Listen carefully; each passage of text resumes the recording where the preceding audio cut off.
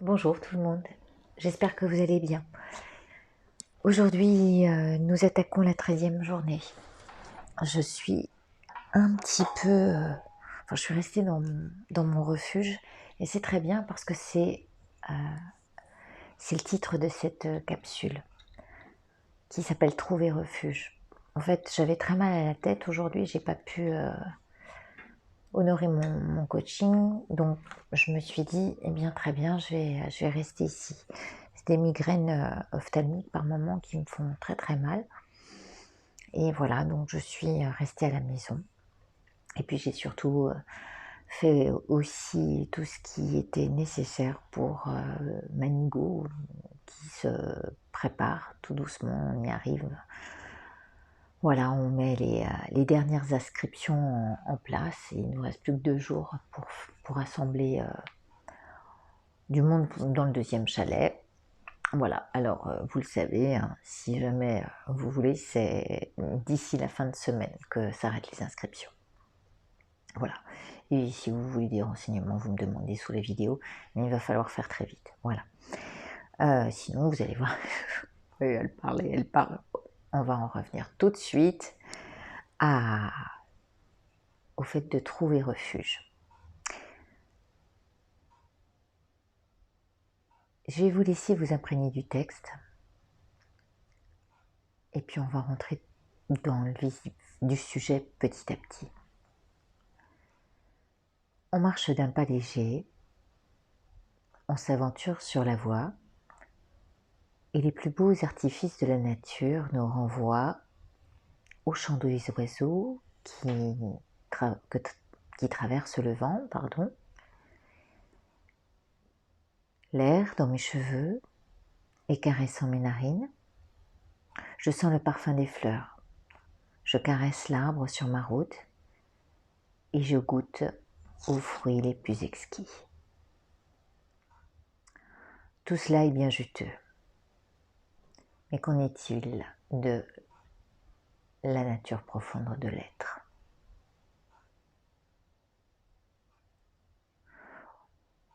Aussi légère que peut l'être le rêve, il y a ce moment de repos dont chacun a besoin. Quand la fatigue arrive, tu cherches l'endroit où te reposer, à l'ombre du soleil, un refuge pour te protéger du vent et de la pluie, un abri pour t'intérioriser de la chaleur ou te blottir. Voilà un bel indice de protection.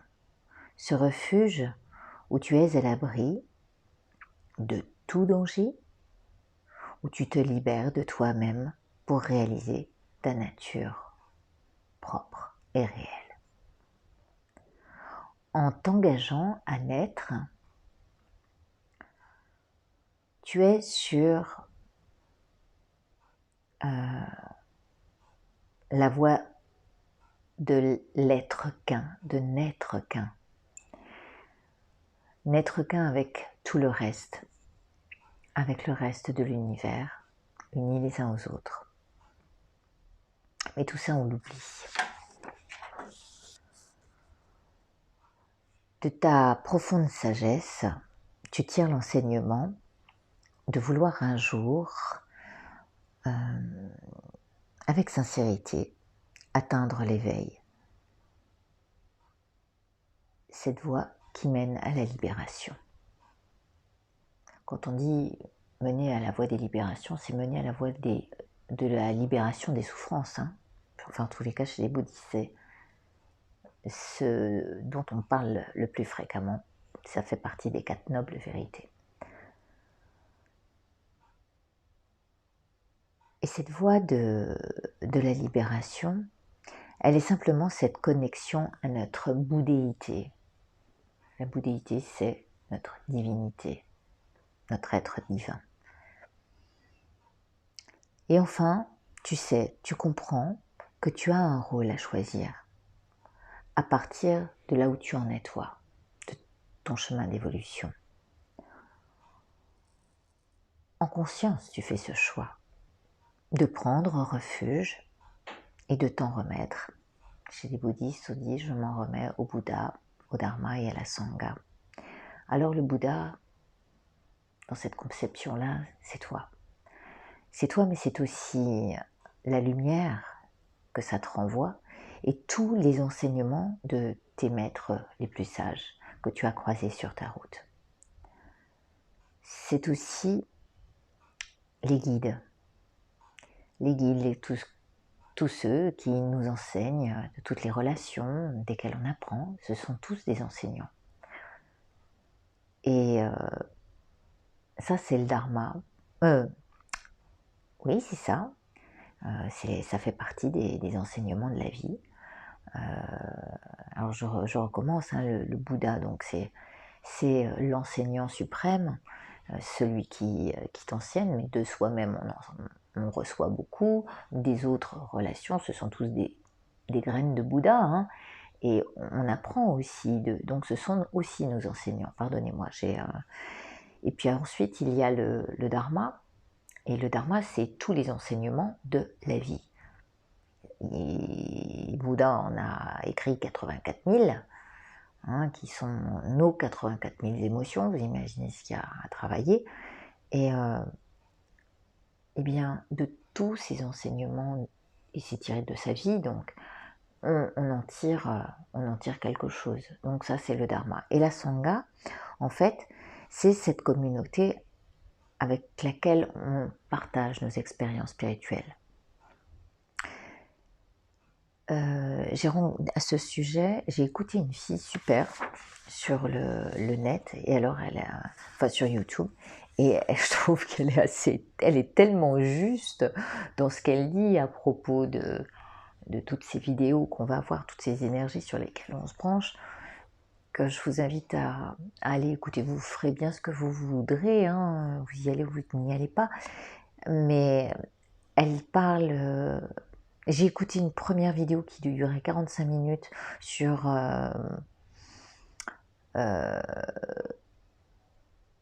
les messages des guides pour 2020. Il y en avait une, c'était l'autre après, comment parler à ses guides. J'étais curieuse et c'est fou parce que ce qu'elle disait, mais c'était tellement juste et on s'en rend même pas compte qu'ils sont là à nous parler, à nous envoyer les bonnes solutions. Et quand j'ai réalisé ça hier, j'ai dit mais quelle gratitude, merci. En fait, ils sont toujours là, c'est vrai, ils sont tout le temps là, tout le temps. Et elle, c'est une enseignante du coup, hein, sur le chemin. Et elle parlait aussi de la nouvelle communauté. Cette fille s'appelle Aurore, sa chaîne Rogier. Ça s'écrit Rogier, je vous le mettrai sous la vidéo. Et elle est très très intéressante. Bref, revenons à nos moutons. Donc chez les bouddhistes, chez les religieux, on a des rituels, et tout ça pour rendre hommage à nos guides et à nos enseignants et à tous ces enseignements que Bouddha nous a laissés. Et tout cela, quand les moines prient pour le bien de tous les êtres, on a cette chance d'avoir leur bienveillance et leur protection.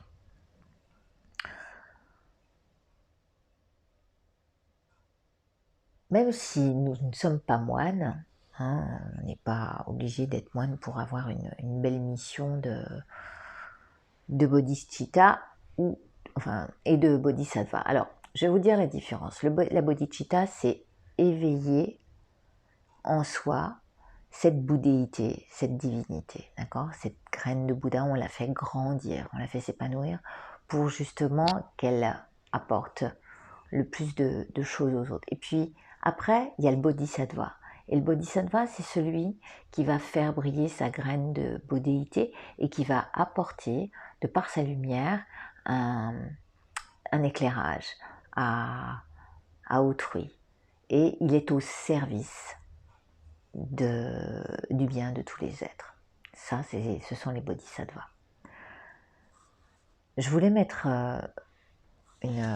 vous parler de tout ça parce que justement, trouver refuge chez les bouddhistes, c'est un engagement. Hein, quand on part sur la route, on est bien content de trouver un refuge à un moment donné pour pour se blottir, se mettre à l'abri. Et de ce fait, alors j'ai un vrai projet. Je ne sais pas comment ça va se faire, mais j'envoie mes informations et mon message à l'univers, comme c'était le message hier à faire. Et j'ai dans l'intention, avec tous ceux qui voudront se connecter à cette belle œuvre, ou de mettre de l'argent pour l'école de la bienveillance. Et c'est ainsi que je le vois. Je vous donnerai le titre une fois que ce sera... Enfin, c'est sous l'effigie de la lanterne, hein, qui nous guide et qui nous amène au refuge. Et donc, je vais ouvrir une cagnotte sur Ulule. Là, je suis en train de peaufiner le projet, donc je vous demande de bien vouloir suivre. Et je vais mettre de l'argent pour à l'œuvre de cette école que j'espère voir grandir au-delà de moi. Et trouver les enseignants peut-être bouddhistes, voilà, et qui nous apprennent les valeurs de cette de ce nouveau monde dans lequel on rentre. C'est mon vœu le plus cher en tous les cas. Parce que, eh bien, si nous sommes tous la somme de ce que nous pouvons entretenir et investir. Nous sommes la somme de ce pourquoi on s'investit. Et tout ça vient d'une expression de soi qui est l'expression, une expression de l'univers et une expression créatrice. Voilà, j'ai jeté mon message à la mer et dans l'univers, mais à présent, je ne pilote plus rien. C'est-à-dire que je donne une idée, peut-être que des choses vont venir se greffer, hein, c'est ce qu'on appelle le karma. Après, il y a peut-être des choses qui vont se mettre en place. Je vais essayer d'en parler de plus en plus. Et la vie fera peut-être que je rencontrerai les bonnes personnes qui m'aideront à faire ça. Ou peut-être à le donner dans une école qui déjà fait ce genre de choses, où on apprend à aimer notre terre-mère, à faire attention dès le plus bas âge à nos relations. Enfin, il y a tellement à faire dans la bienveillance. Donc on ne pilote plus, et puis on est juste dans l'essence de la loi du détachement. On est l'essence de la loi du détachement. Voilà, on est ça. Je m'investis juste dans ce que je crois être bon pour moi. Mieux si c'est aussi pour les autres, pour le bien des êtres. Là, on va se détacher de nos attributs extérieurs. Et c'est en fait la démarche correcte pour réaliser nos plus jolis pas. On laisse aller son cœur. Lorsqu'on s'arrête de s'acharner à vouloir trouver le truc spécial, ça vient à nous en fait. Et on s'exprime avec spontanéité à partir du cœur. Et le temps n'a plus d'importance. On sait que de toute façon le relais sera pris par l'énergie qu'a véhiculé notre motivation et notre intention.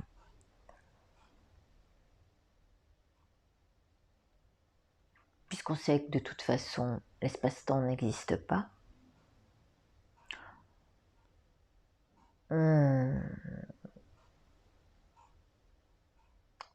on sait juste aussi que conviction, pensée et intention font partie de la source illimitée de notre potentiel créateur. Alors ici, eh ben, je vais vous inviter à vous rendre à la source inépuisable, où notre refuge est juste à côté. Sauf qu'on ne l'avait pas vu sur la route. On marchait, et puis bam, ça s'est présenté comme ça, spontanément sur notre route. Comme si de là-haut, on nous disait, tiens, c'est le moment. Alors, ça nous invite aussi à accepter l'incertitude. D'abandonner l'idée d'un résultat immédiat, de trouver maintenant je veux, nous fera peut-être avoir ce moment opportun qui est juste là, au moment parfait. On nous dit sois là, présent, à tout ce que le bon t'apporte et pour lequel tu t'offres sans limite. C'est juste, je vais finir on va prendre refuge, comme on le fait chez les bouddhistes on a une prière libératrice, qui est très jolie, mais de laquelle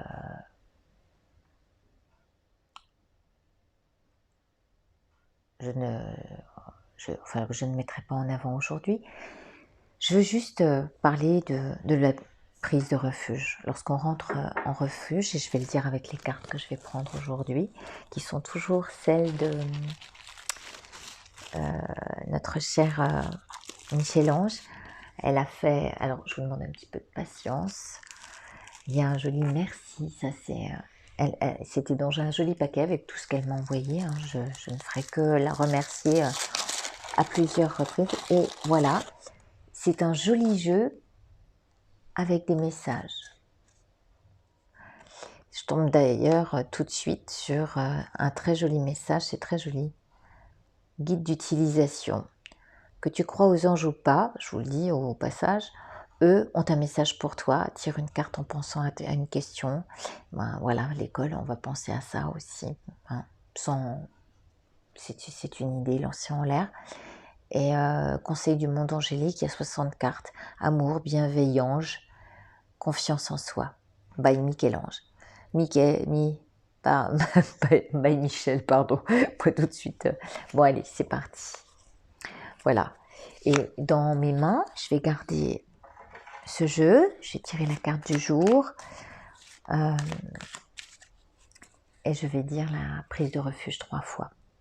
Moi-même et tous les êtres sensibles jusqu'à ce que nous atteignions l'illumination. Prenons refuge en le Bouddha, le Dharma et la Sangha. Moi-même et tous les êtres sensibles jusqu'à ce que nous atteignions l'illumination. Prenons refuge en le Bouddha, le Dharma et la Sangha. Moi-même et tous les êtres sensibles jusqu'à ce que nous atteignions l'illumination. Prenons refuge en le Bouddha, le Dharma et la Sangha. Puissais-je, grâce aux vertus que j'accumule par le don et les autres perfections, devenir un Bouddha pour le bien de tous. Puissais-je, grâce aux vertus que j'accumule par le don et les autres perfections, devenir un Bouddha pour le bien de tous. Puissais-je, grâce aux vertus que j'accumule par le don et les autres perfections, devenir un Bouddha pour le bien de tous. Et puis là, vous imaginez devant vous votre être suprême, votre enseignant et tous les Bouddhas autour de vous, toutes ces personnes qui ont un cœur pur, des intentions pures et une motivation qui va avec. Vous les imaginez là tous à vouloir participer au même projet. Et puis de ce refuge, dans ce refuge, nous accueillons tous nos guides avec amour. Et on les reçoit d'abord avec de l'eau pour leur proposer à boire. Puis après, on leur propose de l'eau pour prendre le bain. Pour le bain, de l'eau, il y a 7 bols en général dans les offrandes. Mais tout ça, c'est à imaginer des fleurs, de l'encens, du parfum, de la nourriture et de la musique. Et ainsi on les reçoit avec gratitude. Merci pour ce moment. Je tire une carte.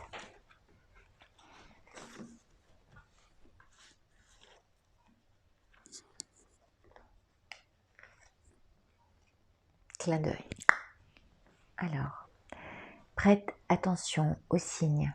Un événement survient d'ici peu pour te permettre de poursuivre la prochaine étape. Détends-toi, tu comprendras. Ton guide personnel. Je répète, prête attention aux signes. C'est un clin d'œil. Un événement survient d'ici peu pour te permettre de poursuivre la prochaine étape. Détends-toi. Tu comprendras. Ton guide spirituel. Voilà, je vous remercie pour ce moment. Je vais le mettre dans mon petit cahier, dans ma prise de refuge. Voilà, je vais attendre l'événement. En tous les cas, j'ai moins mal à la tête, tout va bien. Je vous embrasse. À demain.